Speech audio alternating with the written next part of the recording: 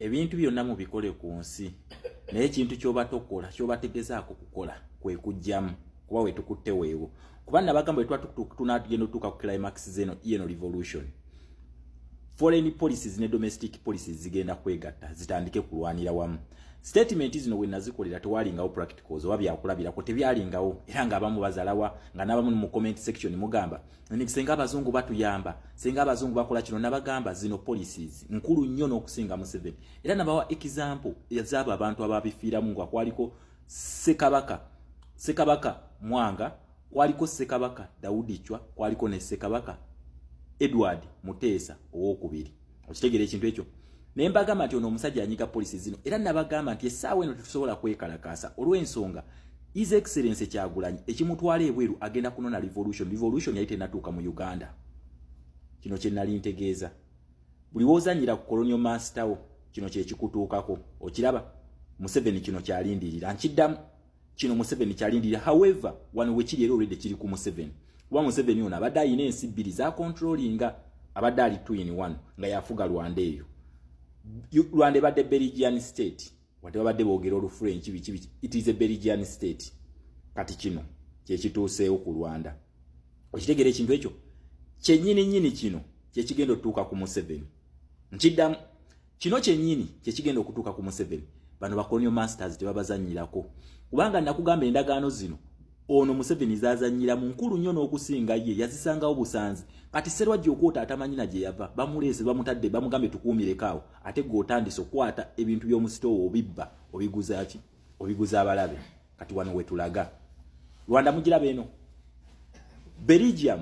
Rwanda yagize Belgium yagoba Belgium ekomyewo na full swing okitegera ekomyewo na full swing nemugamba kati njagala nkulage enzaani njagala nkulage nti nze colonial master w'ensi okitegeera ekintu ekyo bwebunkenko obuli Rwanda kati essaawa eno era Rwanda Kagame kiki yakoze yayise Muhoozi Kainerugaba omulaba yayise Muhoozi Kainerugaba Kagame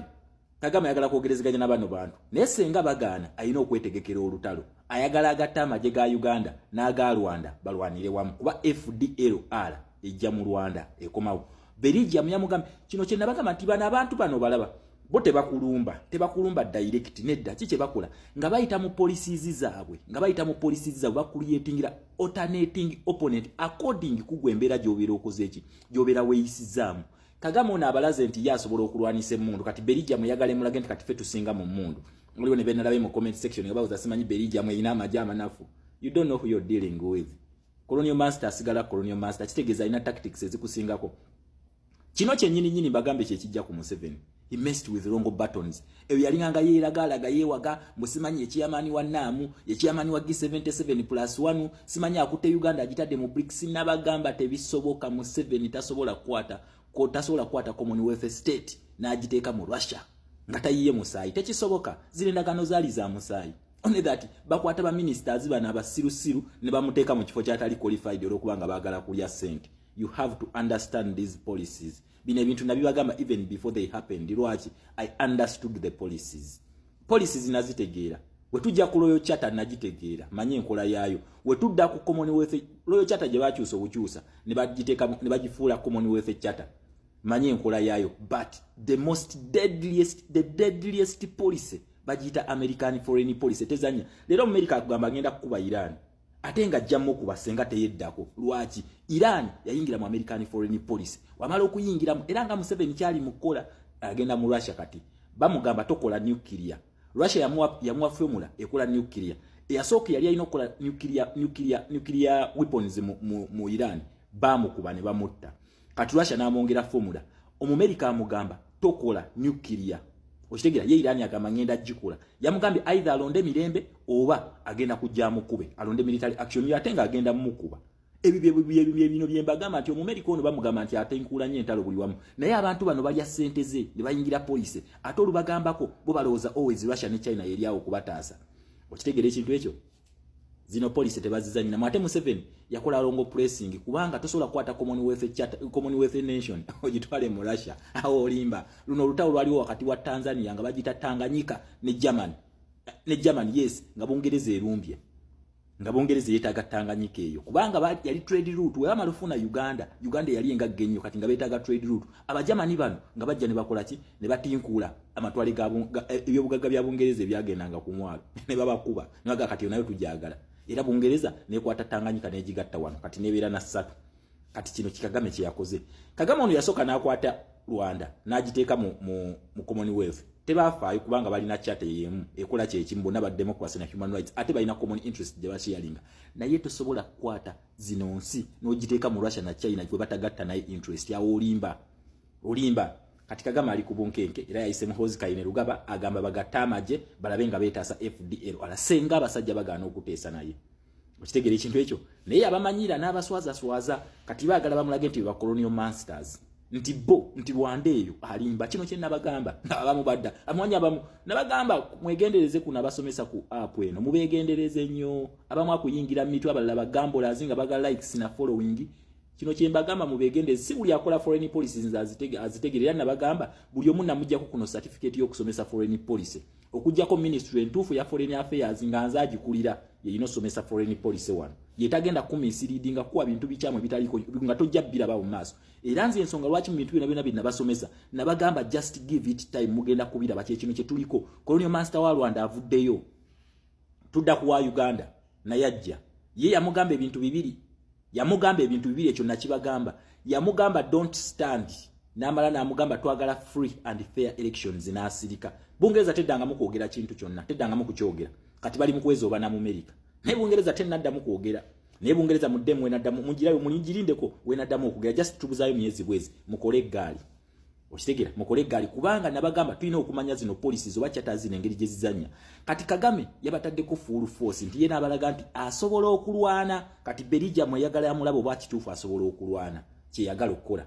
Museveni yakyalina option y'okugenda mu kalulu naye nga bamulindira mu human rights bamulindidde balabo bana kituufu asobola okulwana either alina okuwanika akwate ntebe agiweeyo mu mirembe oba si ekyabalage nti asobola okukola ki nti asobola okulwana zino policies bweziti bwezikola okitegeera ekintu ekyo bweziti bwezikola so Abanyarwanda bamu nawulidde batandise n'okuyingira Uganda abalinawo kasente bayingira Uganda n'ennyongero bajjukira nije mudukira naye tetubeetaaga Uganda tebeetaaga we don't need you people tetubeetaaga era twagala bagobayo mukitegera mudde wamu mutereze embeera yammwe ne Kagame before it is too late FDLR mukyalina option nti FDLR nesobola okujja mirembe ne muteekawo political system ennungi ey'okuvuganya Kagame ne bamukuba akalulu naye emputu ya Kagame ne Museveni ye bo balaga nti bo fe tuli buyenje tetukizo ina tufuira ddomu bye bizibu byabwe Rwanda it is up to instead of running from your country mujje mu Uganda je tutabeetaaga nayo nga tugenda bagobayo go back to your country and settle the issues muzitereze you can do this okitegeera ekintu ekyo musobola okikola mugende mutereze embeera yammwe mugenda gitereza mutya mugambe Kagame ebintu bya wakule ntalabireke okitegeera have policies zammwe zikole okitegeera ekintu ekyo kati mulowooza munadduka mu Uganda mugenda kubeeramu Kagame akkirize abahutu n'abato abakomewo mu mirembe kate balwanye kubanga emundu ebyuma bya Belgium temusobola birwanyisa temusobola kulwana nabyo okitegeera je kididide kavumu bamututte azeyo mikono ja Congo walikale bamututte azeyo mikono ja Congo okitegeera ekintu ekyo kavumu airport nene nnyo kubadde kugwanga logistics za Rwanda okusupplyinga M23 wabadde nga akozesa yo logistic abadde agikozesa nga logistic hub okusupplyinga M23 ebyokulwanyisa kavumu kati saawe ne mikono gya Wazalendo ne FARDC okitegeera ekintu ekyo bagitutte olwamanyi Kagame olwamanyi Belgium gerese mu gwanga lya Congo kati eri mu kutraininga FDLR bano bahutu na batwa okitegeera balina okudda ewaabwe either peacefully or forcefully senga baddayo peacefully bagenda kuteekawo political system batandika okwekuba akalulu naye senga baddayo forcefully emundu egenda kuseka. So it is up to Kagame to choose. So instead of you running from Rwanda muyingira Uganda mugende mudeye Rwanda mutereze policies ze wamwe bano Banyarwanda these are Rwandese people kati lwaki mu Rwanda lwaki mudduka kuguni muna Uganda ama mutegeke gali tugenda mu kalulu akalu kano kalina kubeera free and fair senga agana tulina ku activating ekintu kyebata human rights wano Museveni walina okulagira colonial master wenti yalina emputu ajja kubeba na Uganda okitegeera ajja abakube. This is how these policies work. Bweziti bwezikola just yochanga mbu chanzi wote. Omusajja yamuchange pesa. Bino babesije bali tebalaba nga batusiruwalirako. Balowooza bafe twali basiru. Okitegeera ekintu ekyo. So muna Uganda kyonna kikole. Naye tojjamu togeza no jjamu. don't touch that button eyo switch etutwala mu New Uganda. Respect my people them, respect my president. Ekifo ekyo